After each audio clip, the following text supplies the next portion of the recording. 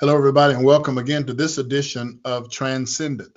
Transcendent is the weekly Facebook Live broadcast of San Antonio in black, white, and brown, or SABWB.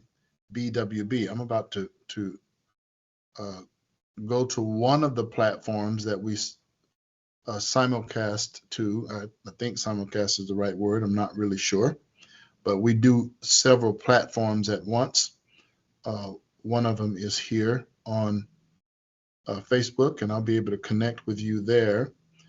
I need you to do a couple things when you get on these platforms, if you're on YouTube, like and subscribe. That helps get our message out in the YouTube world more readily for other people to see. The things that I'm going to be sharing are quite profound. At least I think they're importantly profound, and you'll be able to make that determination as you listen through this evening and interact. If you're on Facebook, please go ahead and like, share, and comment. If you're on Facebook, like, share, and comment. That will give us an opportunity to interact. Marilyn, thanks for watching tonight. Thanks for coming on. Like, share, and comment as you do. That will alert others that we're on and about to get into some stuff tonight. There's a lot of stuff going on that is really exciting. These exciting times to be living in. There is never a dull moment, as they say, because things are rapidly developing and rapidly unfolding before us on a lot of fronts. And as those of us who are aware of the times and seasons that we're in, it's incredibly exciting times. Those who are not, they can be nail-biting days because they come with the events come with such rapidity and with such existential threat many times. They're laced in this existential threat. But those of us who know the Lord and know His goodness, we're going to be able to thrive in these moments, in this time that we're now. And so it's extremely exciting from that point of view. Having said that, I want to engage with you tonight on a couple of fronts. One, we start out this broadcast by giving and receiving your partnership and giving you gifts as a result of that partnership. So partner with us. SABWB is a leadership space where influencers from every race and position and perspective come together for two main functions. One is to build trust with one another, and two, it is to collaborate or work together, both on the value and the implementation of principles that shape the culture. Please get that last phrase, shape the culture. We desire to do that here at SABWB, and we believe God is not only do we desire to do it, but God has given us an assignment to do it. So your partnership can take place with us mainly on that first way that you see on the screen by going to our website at SABWB and click on membership. It'll take you through some very simple prompts, and you can partner with us for as little as $10. Someone asked me recently, a dear and precious person asked me, Martha, thanks for jumping on tonight.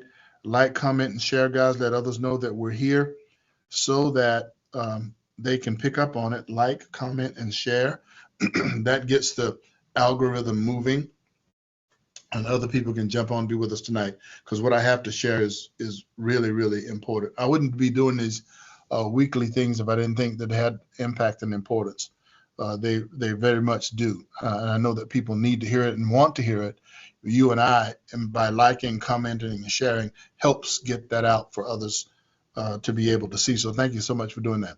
On our website at sabwb.org, there's very few simple prompts at $10 a month. Everyone can participate.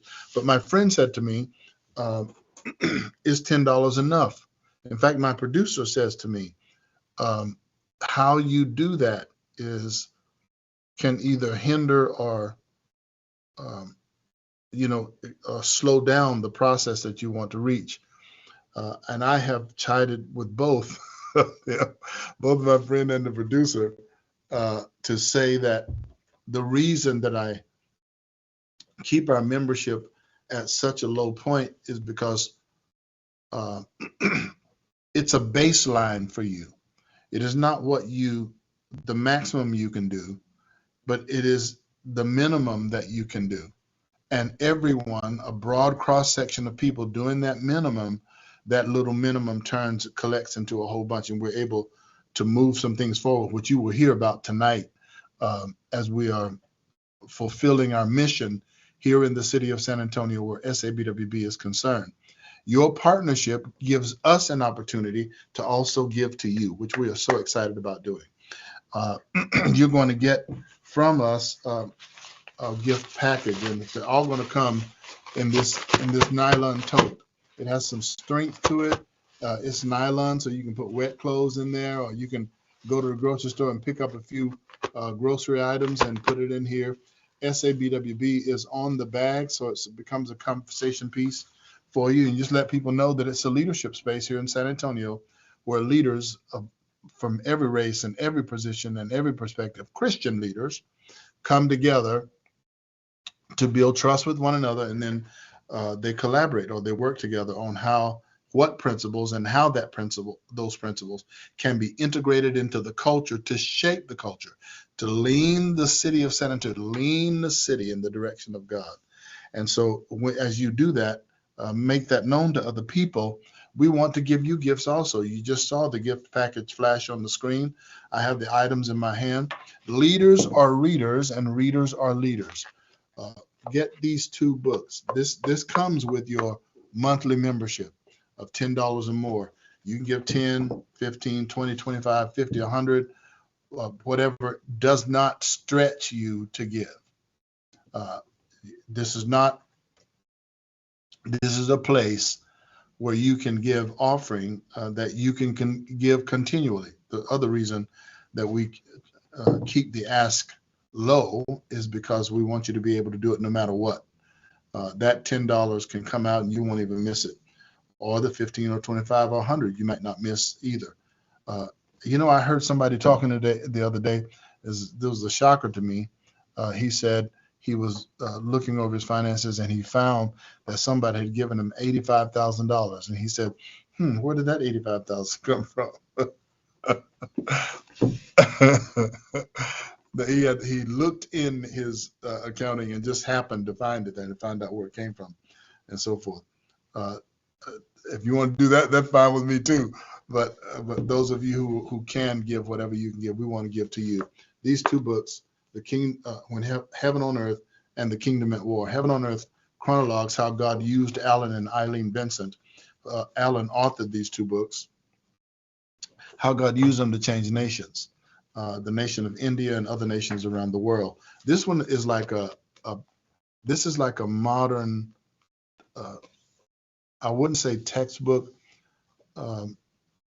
because it's more than about reading it. It's about actually applying what is in this book, The Kingdom at War, that helps us here at SABWB transform the culture of our city. So I'll be calling some of you leaders together, you leaders from every position and perspective at different times to corporately examine this book and then come away from it with some strategies that you and I can actually use in an objective and measurable sense to turn our city. It's a very valuable book, but it becomes yours as a part of your partnership with us. In addition to that, you will get a koozie. It's late September and the temperatures are still in the 90s. Somebody says global warming. It's really more of a global warning, but yes, there are things, the actual weather patterns are affected by prophetic declaration. They're also affected by the behavior of people. Isn't that strange? That your behavior can affect the weather patterns. It says over there in Chronicles, God says, if I shut up the heavens, that there be no rain. Or if I send pestilence or famine, the things that happen in the natural world can be impacted and often provoked by what we do in the spiritual world or don't do. That not only is a global phenomenon, that's also very local. It can be very localized. So in that, as this walks itself out, we want to be a blessing to you. Get your koozie and keep your cold drinks cold. And then the last thing that I want to bring to your attention in the gift package is this cup, because in this cup is coming your Be Easy coffee. I told you that we have shipment. We do have shipment. We're about to make arrangements for the second shipment to leave the shores of, to leave the rolling hills of Rwanda. It is called the City of a Thousand Hills, the city of Kigali, called the City of a Thousand Hills. It's beautiful, beautiful. It's in the tropics. Our coffee farms are there. Harvest has come. In fact, I just talked to our coordinator today about it. They're in rainy season right now, so everyone is trying to get seed into the ground to make sure that this rainy season that they're right now in, they can take the best advantage of it and grow crops. And one of the crops that has been grown, of course, is Be Easy coffee. We have a shipment here. We're in our final stages of moving it to market, so it won't be long before you'll be able to purchase a bag of Be Easy coffee for yourself, as you will hear me say in the commercial. And it will also help you lift farmers in a missionary sense halfway around the world while you're supporting ministry and doing other things through the purchase of Be Easy coffee. Be Easy is a Rwandan word, and it means work day, because on my youngest daughter's heart is this zeal to lift poverty off the nation of Rwanda. And God has given her a vehicle through coffee to be able to accomplish that, not only off of Rwanda, but off of Malawi also. And as that's developing, I'm so excited about these times. There's so much going on that we're able to grasp and see and hold. And I'm excited when I wake up in the morning, because there's another opportunity to take steps toward destiny of which you are a part. And so we're grateful that your partnership, Mags, thank you, and Catherine and Liz and Nick. All right, son. Thank you for looking in tonight. I miss you. I miss you, and I miss my daughter, your wife, Elaine. So I'm very thankful that you guys are looking in tonight to be with us. Please like, comment, and share. As you do that, as you like, comment, and share, it helps us algorithmically to get the message out to more folks. So that's your gift package. I'm going to put these away now. And I was just telling you that Be Easy coffee is here. It's a reality. We're about ready for our second shipment. You'll soon be able to purchase bags of roasted beans or ground coffee, or lots of stuff coming down the line. And as you do, of course, you'll support ministry and lift people halfway around the world. All right, so I want to take you now to the video. I'm actually in the video. I'm standing in the coffee fields in Rwanda, and it's at the beginning of coffee season, so the beds are empty except the little sample that I have in my hand in this commercial. But it has happened. Harvest has come. It's being shipped. We're in receipt of that shipment here in the city of San Antonio. We have found a roaster that guy, his name is Lazaro. Lazaro is a cool dude. And he is in it because he actually began a portable, what do you call those trucks? Portable trucks in a city in Mexico. It may have been further south than Mexico, but he's a coffee connoisseur. So when we were able to get the Be Easy beans to him, he roasted them. And after his roasting, he was so impressed with the product, he says he wants to purchase some. You will be impressed with it too. And in your waking up and getting the coffee in your cup and getting your day started, you're going to be blessing ministry. And then you're going to be helping farmers halfway around the world to build a system that lifts a nation out of poverty. Oh my goodness. So all that, I'm excited. I'm thrilled over all of that stuff, and I know you will be too. So let's go to commercial, and when we come back, I want to jump into some things that are super important. If you got kids that are in school, I want to tell you something about our local San Antonio Independent School District. I want to bring in the arguments around what the special session in Austin is going to be about, which is school choice. And then I want to tell you about the Freedom Walk. So we got some ground to cover, and I'll be right back right after this commercial. All right, I'm here in Rwanda, and we're up in the coffee farms right now. So I've been telling you about the upcoming Be Easy Coffee organic premium coffee. And these are beans that I have in my hand. These are brand new beans. There's already a harvest already in place. These are just the early parts of the second harvest. And these beds that you see that are now empty will be full of organic premium coffee beans. And you have an opportunity to get a bag of Be Easy coffee for yourself. And we're going to work, of course, as I said before, on the San Antonio blend for SABWB. You'll be able to get your coffee mug and sip premium organic coffee. I told you it was coming, and it's on the way. Okay. So there I was standing in the fields of Rwanda, the coffee fields of Rwanda, making that commercial.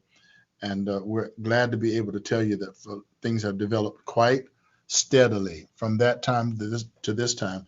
And soon you'll be, like me, you'll be sipping Be Easy coffee out of your SABWB cup. So I want to thank again, Catherine, you and Mark. You guys know that you are very dear to our hearts. And I hope Thanksgiving week, yes, Thanksgiving week, we'll have an opportunity to visit with one another while you guys are here in town.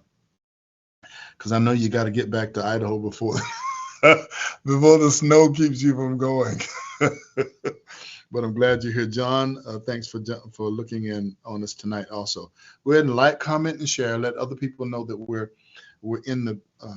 on the air tonight because we've got some very critical things to cover. The first one is what is happening with the San Antonio Independent School District. There are a number of school districts. I think the number is 17 school districts here in the city of San Antonio. Many of them, as you know, cover specific geographical areas in our city. And the SAISD is sort of like the inside 410 district. Some of it goes outside of 410, obviously, further south and further southeast.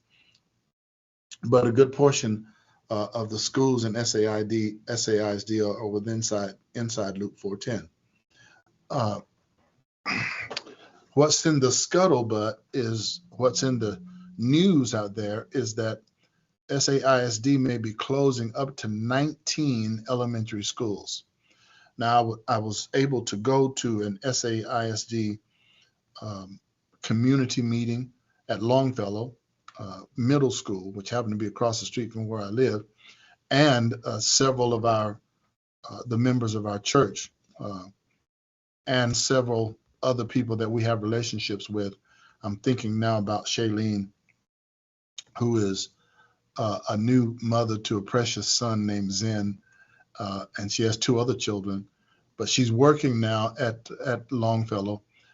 And Rosie Carlos, who's just the sweetest voice, I think one of the sweetest voices on the planet. God dropped it in Rosie's little vocal cords, and so she's precious to hear. But she's sharp, intelligent. I can't think of enough proper words to say how valuable she is to the body of Christ, and in her field of expertise. She's an educator. So we and Val and George, who lead our youth ministry at Faith Outreach Center, went over to this community meeting, and there we began to discover what some things are shocking. You think things don't have a long range impact, but when they begin to look at why some of the schools in the San Antonio Independent School District neighborhoods are not supporting children anymore in the public school setting that they used to be in. Some shocking things were revealed.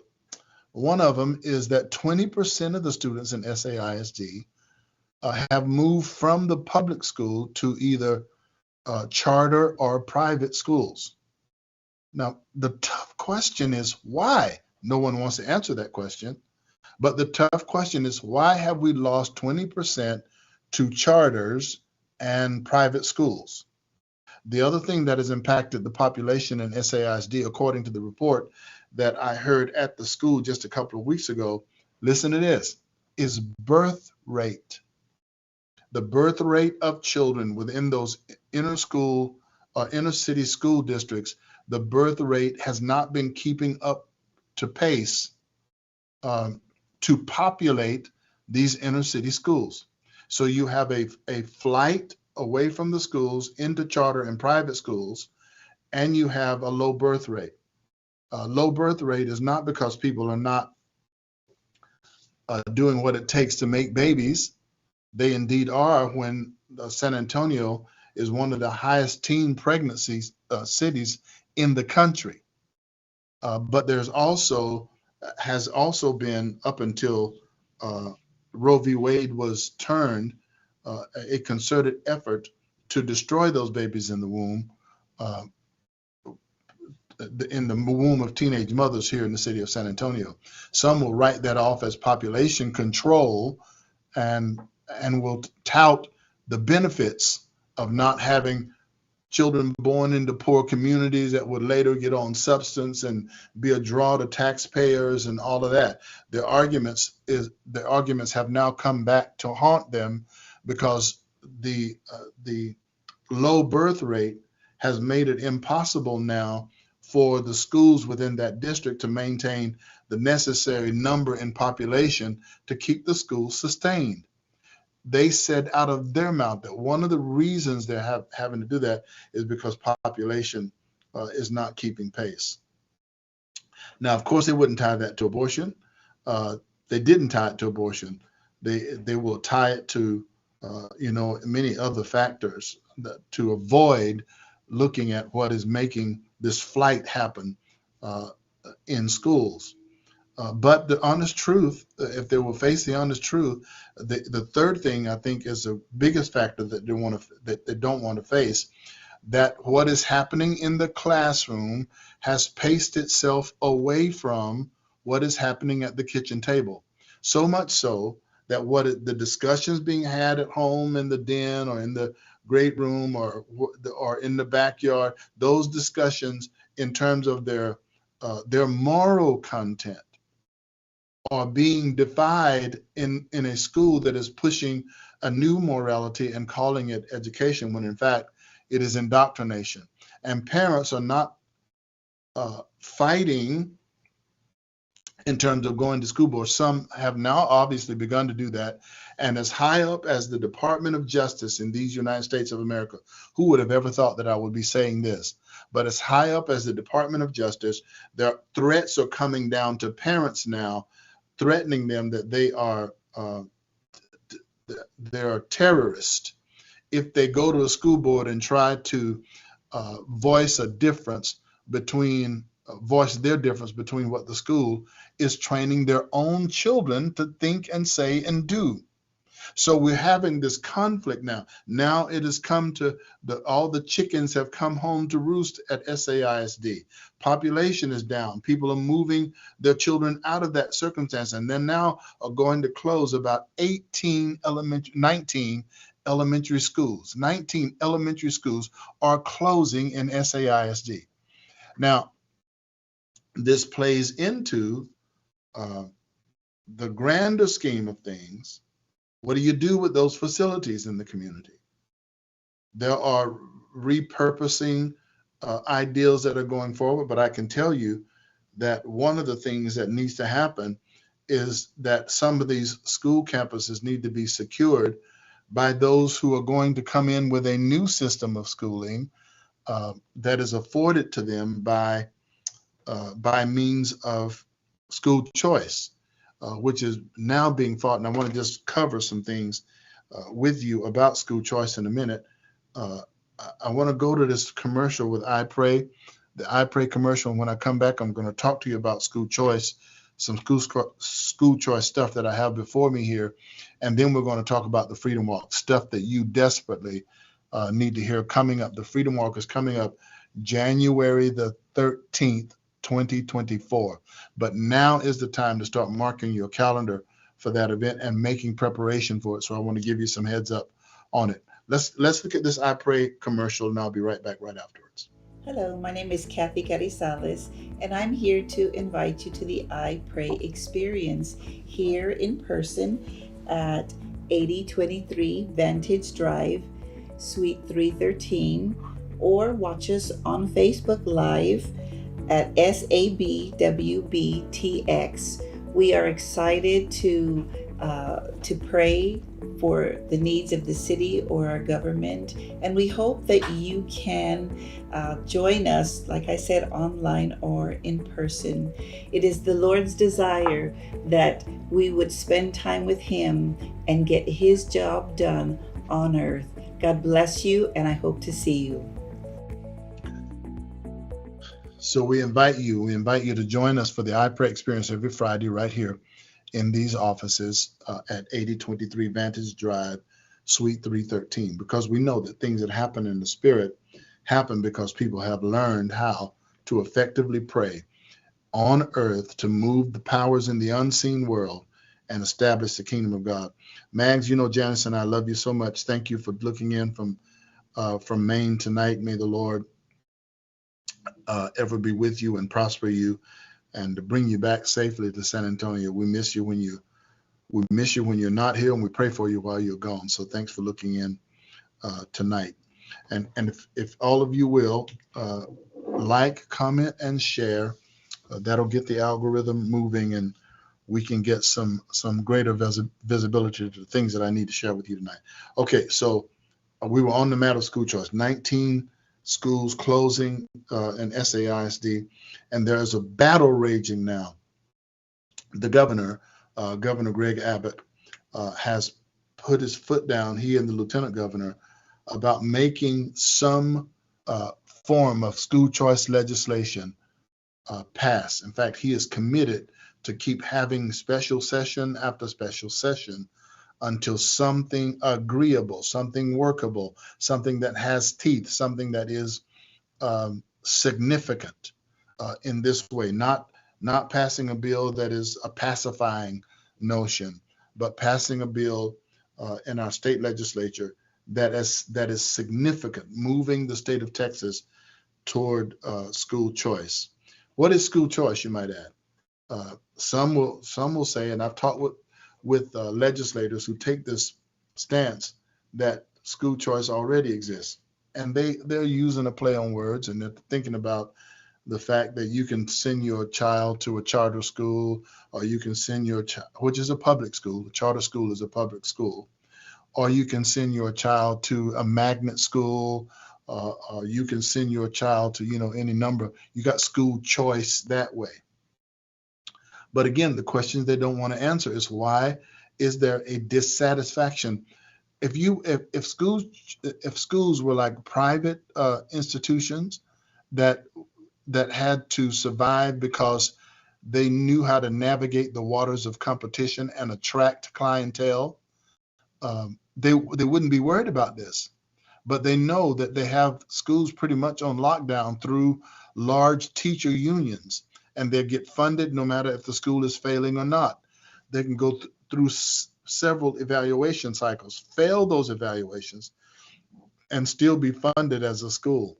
But something is emerging now in the educational arena that doesn't make that as easy to do as it once was. And that something is school choice. Here are some battle lines. On this piece of paper, you will see an article, and on this article there is a guy. His name is Reverend Charles Johnson. How dare he name himself Charles? Which I knew he didn't. Somebody else named him Charles. but he's a founder. Listen to this. He's the founder of the Pro Public Education Pastors for Texas Children Organization. The Pro Public Education Pastors for Texas Children is the name of his organization. And he says, here's what I'm going to give you a word for the day. The word for the day is demagoguing. The word for the day is demagoguing. Demagoguing is using or seizing power or influence by using arousing people's prejudice or arousing their passion or playing on their fears. When a speaker or a person is demagoguing you, they're using your emotions, they're using your passions, they're using your prejudice to arouse them, and so that you do their bidding. So this is what this Reverend Charles Johnson has done. Listen to the statement. He says that the school voucher programs promote segregation based on income. Now, in America, there's very tender wounds around the subject of racism and everything that came with it, one of which was segregation. So when you start talking racist and segregationist, and when you start using that language, you rouse up latent feelings of anger and distrust. All of that comes to surface when you start pricking at those sores. But I'm writing a book. I haven't really, let me just say it like this. I've received an assignment for my second book. That assignment is Black America Be Healed. Because when we're healed as an ethnic group in America, then politicians or other social architects can't come speak language that is supposed to inflame us and make us rise up and not think logically, but think emotionally and move us with passion to do their bidding. We're going to move away from that. And the part of the assignment of the book that God has given me assignment to write will help accomplish things along that line. Catherine says, "We're rounding up the moose for you." Catherine and her husband are in Utah, and it's getting on out there. Praise God. Thank you guys for liking, commenting, and sharing, getting the word out there so other people can watch as well. So this Reverend Charles Johnson says that that voucher programs promote segregation based on income. Nothing could be further from the truth than that. But they don't mind using lies and distortions to move you away from the value of money following the child, tax money up to $8,000 per child, following that child to wherever the parent decides is the best place for that child to be educated. Obviously, this puts competition at a whole nother level, at an HNL, whole nother level in the educational system, because parents then have a choice. Where do I want where and how do I want my child to be educated? Do I have to keep him in the failing school just because I live in that district? Do I have to keep putting up with the crime and the violence and all the stuff that happens in the school just because I live there? I honor teachers. I think, man, if anybody is seeing the brunt of the broken family, it's our teachers. If there's trouble at home, if a child is being secretly molested, they're going to act out in the classroom. If there's violence in the home where the child cannot concentrate, he's going to act out in the classroom. If he's hungry and can't concentrate because his or her stomach is churning, wanting something to eat. If the lights or the water are turned off and they have to deal with unhealthy conditions in the home, the child's going to be affected. So the teachers see that firsthand. They are the first line of defense. And many times they spend their time trying to bring the child into some form where they can garner their attention for 40 minutes. And they spend much of that 40 minutes trying to do that. And then by the time they've got them settled enough to learn, they're dispersed to the next class. The child is suffering. The educational system is suffering because they insist many times on doing things in the educational environment that is not conducive for the emotional and mental and academic health of that child. The family is broken down. So this then again points to the body of Christ, our responsibility to touch and build families so that that child doesn't go to the school in that shape.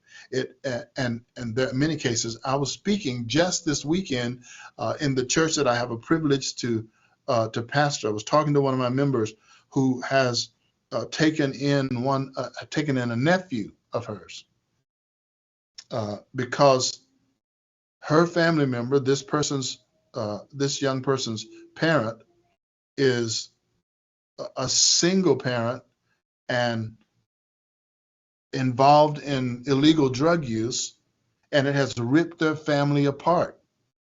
In fact, this particular young person that she took into her family had been out of school over the last year because of the condition of the parent's life. They didn't put the child in school. All of that stuff. And that young man, oh, he's such a precious young man. I'm glad that I'm in his environment. I'm glad he's in mine. I'm just saying to you that teachers face those kinds of scenarios every single day, and they don't understand the fullness of the pressure that those children are under. School choice helps parents say, I want my money, my tax money, to follow my child into an environment where I know they will be soundly educated, both morally and academically.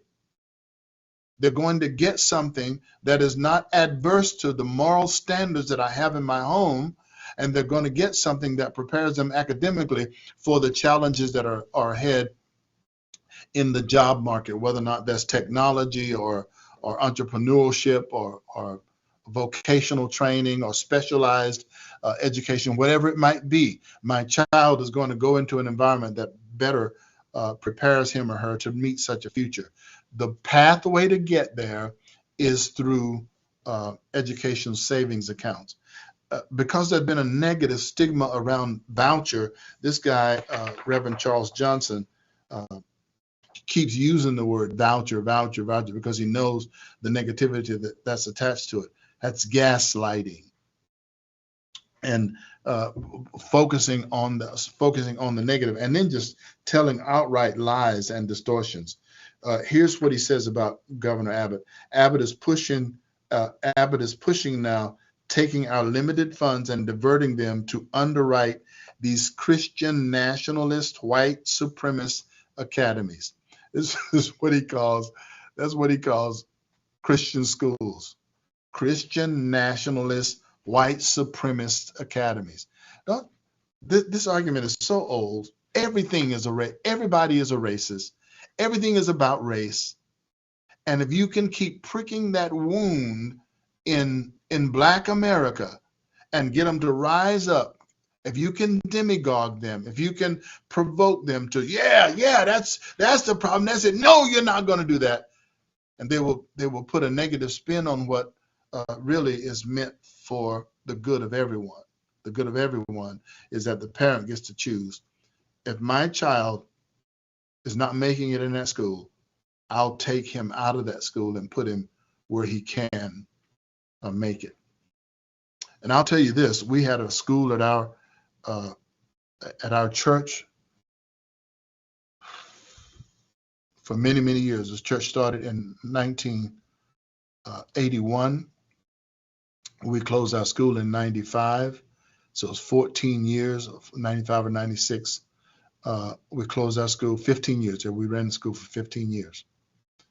It didn't take $8,000 a student. And we had students coming out of there that scored in the upper echelons of the academic bracket concerning testing, national testing. It doesn't take all that. All of that money, see, have you seen these campuses? These high school campuses, they look like junior colleges. These fancy facilities and big buildings, and I'm telling you, fancy facilities and big buildings do not educate the child. That adds to the overhead for sure, but it doesn't educate the child. So you can do a superb job. We homeschooled our children, for example, 10 years of their academic life. And we had $8,000 a kid for $8,000 a child for those years. All four of our children, 8,000 apiece. 8 times 4 is 32,000 a year. Are you kidding me? Man, we could have no overhead. We could have done a massive, wonderful job. And we can put them at that cost, maybe not into your elite private schools, but you can get them into some learning environments that upholds what you're trying to morally teach them at home, and then provide them with a top grade academic education as well, where they can not only meet their public school counterparts at the academic table, they will surpass their counterparts at doing so, because they have done so historically. I'm not just talking off the top of my head. Because we've been involved in homeschooling, we know that this is a big plus for us. So I would encourage you to read this article, but it's a bunch of junk. And so an op-ed bearing my name has been turned in to the editors of these articles because I want them to see the other side of it. So I'm going to read to you just a little bit of that op-ed. I think I am anyway. A little bit of that editorial to get you to see what's happening here. Here we go. Here's the content of the op-ed. It has my name. Pastors for Texas Children has never shied from demagoguing school choice. You can tell by the word of the day that I just gave you that I'm all in this. But even by its own distorted standards, its latest claims is a doozy. At a public meeting in Longview this month, the group's founder, Reverend Charles Johnson, I just told you about him, said school choice not only promotes segregation, but it is being supported by Governor Abbott to underwrite Christian nationalist, white supremacist academies. Reverend Johnson says it is sinful. And for him to do it in the name of Jesus is an outrage. This is some crazy stuff.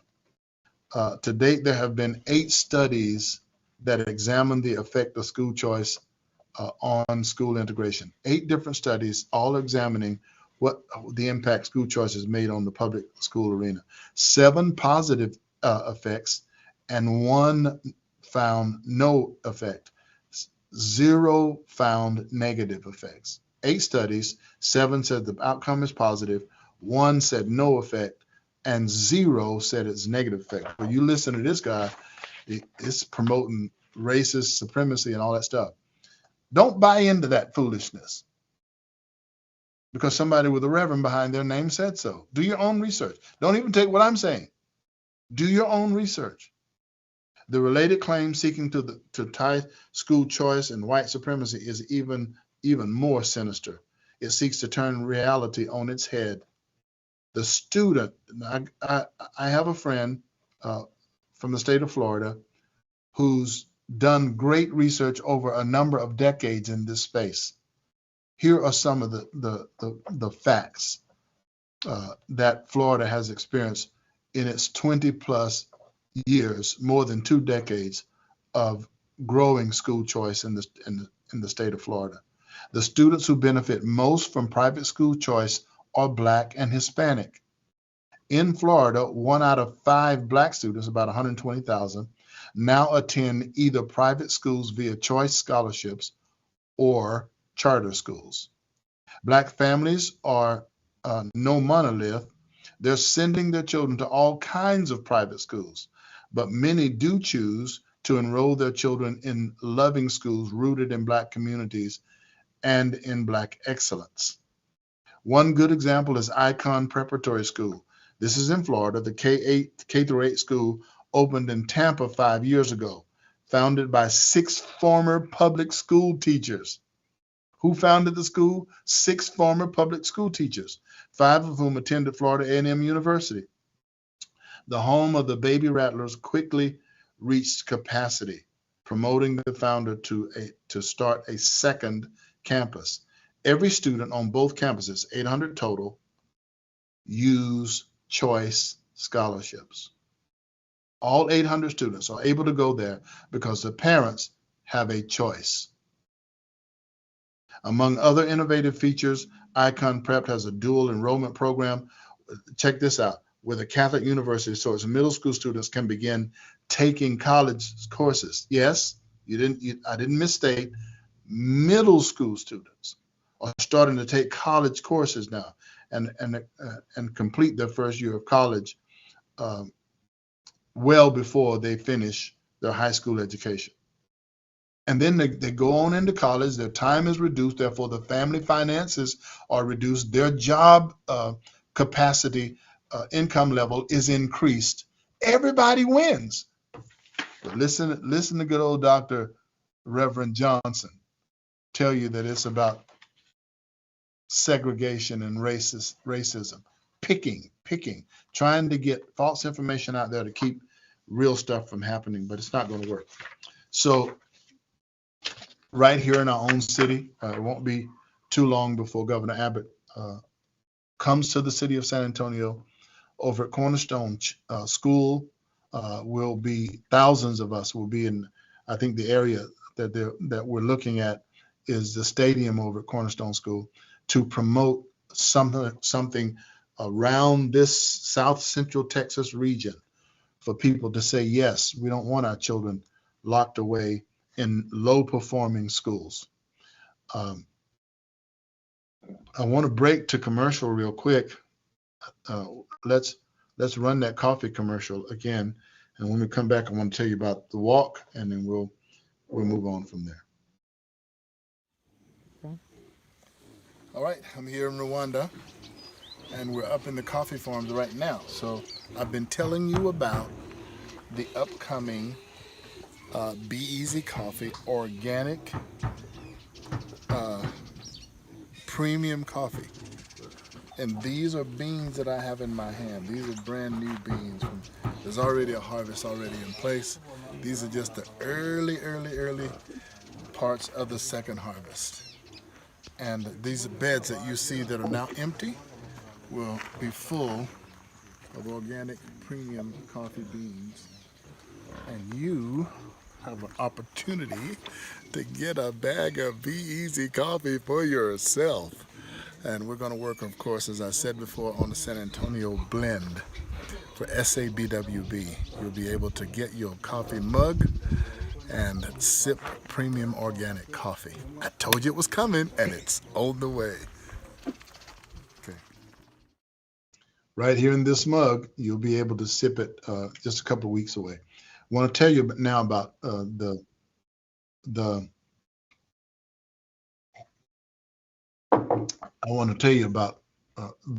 Freedom Walk. Please circle your calendar. Circle your calendar for January the 13th, 2024. I want to rattle off some very important information about that. You see the icon that's on your screen. The theme of the Freedom Walk this year is winning the civil and the social wars. Winning the civil and the social war. We are going to start at Lincoln Park, named after our 16th president, Abraham Lincoln. And we're going to have 2 grand marshals in the parade in the Freedom Walk this year. 2 grand marshals. One of them is a King family member. Her name is Dr. Alveda King. She was with us on the 28th of August here on the steps of City Hall, where we commemorated Dr. King's I Have a Dream speech. She's coming back January the 13th to be the Grand Marshal, a co-Grand Marshal actually, in our Freedom Walk. So circle your calendars for January 13th. As it turns out, you can make that whole day an MLK day for you, because while the Freedom Walk is in the morning, we will start at 9 in the morning, and by noon we should be finished. It's not a 3 hour walk. It's only about, I think it's a little over a mile and a half, and it's mostly on flat ground. So almost anybody in any health condition can make that walk, or do your walk assist if necessary, um, wheelchairs or whatnot, because it's not very difficult to navigate at all. But we have 4 stations. So we'll start at the first station, and in that first station, my bishop, Bishop Wellington Boone, has done a masterful work with the Emancipation Proclamation. So he's going to take us deep into the history of that. That will start us out. You will also meet Abraham Lincoln. There will be a person uh, looking like, dressing like, and talking like Abraham Lincoln, talking to you about the Civil War from his perspective. Get ready for that. Um, and then when we leave that first station, we're going to go right down on Commerce Street in front of Second Baptist Church, and there talk about the fact uh, Dr. Alveda King, the niece of Dr. Martin Luther King, will address us at that second station, and there is we'll be talking about that the church. Martin Luther King Jr. says that the church must become the conscience of the nation. Now, who better to tell us about that than someone who has lived through it in terms of the King family? This is Dr. Alveda King that will be with us at that second location. The third location, we have transformed the bridge on Commerce to the historic Pettus Bridge, and there we're going to be talking about bridging the gap between the spiritual and the social world, bridging the gap between the spiritual and the social in a right way, not compromising the tenets of the gospel, standing firm and strong in that, and bridging the gap of our responsibility. Charles Spurgeon had some powerful stuff to say about that. You're going to be able to see it on that Pettus Bridge. We've dubbed the Commerce Bridge the Pettus Bridge. You'll be able to see it there. And then at the fourth and final location in MLK Park, we're there going to address how, as a city, we can collaborate together in meaningful ways to see the fulfillment of Dr. King's dream come to pass here in the city of San Antonio, rising above stratification, dealing with race and geoeconomics, geographics and socioeconomics, rising above all those things that would normally divide us. The city of San Antonio to come together, young and old, black, white, brown, red, or yellow, to come together to see God's kingdom manifest in our city. And it's going to happen, people. It's going to happen because of prayer and the empowering of the Holy Spirit, and it will happen because the body of Christ becomes active carriers of salt and light into the culture. So circle your date for it. Yes, there is some expenses attached to it. Our grand marshals have to be flown in, hotel stay, honorarium. There is buses that we have to contract to go from, we'll know this next week for sure. We did it last year from the Freeman Coliseum over to the starting place at Lincoln Park, and then from the end place at MLK Park back to the Freeman Coliseum so people can get their vehicles. Also down at St. Philip's College. 2 places you can park, Freeman Coliseum, St. Philip's, and the bus makes its round to bring you to the Lincoln Park, and then we'll walk from Lincoln Park to MLK. Buses take you back from MLK back to where you parked your vehicles. So it's going to be an exciting time. We're going to be pushing schools. We want schools and school children because we want to get a proper understanding of our history into the minds of our children. We're going to be pushing things out to schools, and that means that, and churches definitely need to be on the cutting edge of what is happening in the Freedom Walk. And that night, after we had that wonderful time together that morning, that night in the arena, the San Antonio Spurs are going to be playing the Chicago Bulls, and it's MLK night. so you can go down, enjoy the walk in the morning, learn and grow, go downtown, get a lunch together, fellowship together, come back to the Frost Center. Did you know that? I didn't know that till today. The AT&T Center is now the Frost Center. So on that day, join us for the Freedom Walk.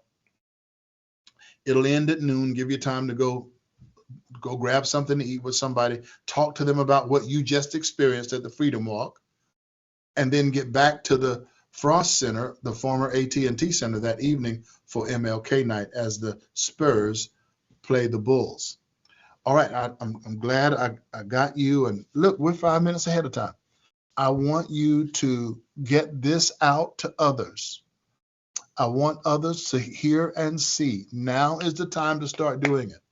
If you want to partner with us, you want to fund, you want to supply your finances toward making this happen, to bring in our grand marshals to make sure that all the park fees and the buses and all of the audio equipment, we have a draft budget. I'm not going to tell you that number tonight. I will tell it to you as we move on, what it will cost to make this happen. But every penny is well worth it. So thank you so much for being an SABWB partner. Go to our website at sabwb.org, click on member, and tell us what you want to do monthly to become a member. It will also give you access to the backside of our website. In fact, if you're a member right now, you can go there on the backside and see the fullness of what we captured by way of video for We Still Dream, which happened on the 28th of August. You'll also be able to look at what has happened in our annual conferences that we've had in the past, and you'll also be able to preview what we're doing in our future. Your partnership with us is very important. So thank you for it. Thank you for making ready to have an impact in the city of San Antonio. All right, we will meet you right here next Tuesday night at 8 o'clock for another hour of sharing together. We've covered a lot today. Make sure you get this stuff out to others so that they, like you, may become our partners. Any number of ways you want to give. You can give on Cash App at $SABWB. Find us on Venmo at SABWB. You can give by Planning Center. Just text SABWB and the amount to 84321. You can write us a check and mail it to 8023 Vantage Drive, Suite 313, 78230. And any number of the ways on the screen, you can become givers and partners with us. And I want to thank you guys. I want to thank all of you for jumping on with me tonight. And let's together see the kingdom of God come in the city of San Antonio. By one such means is SABWB. God bless you. Love y'all big. See you next week. Bye-bye now.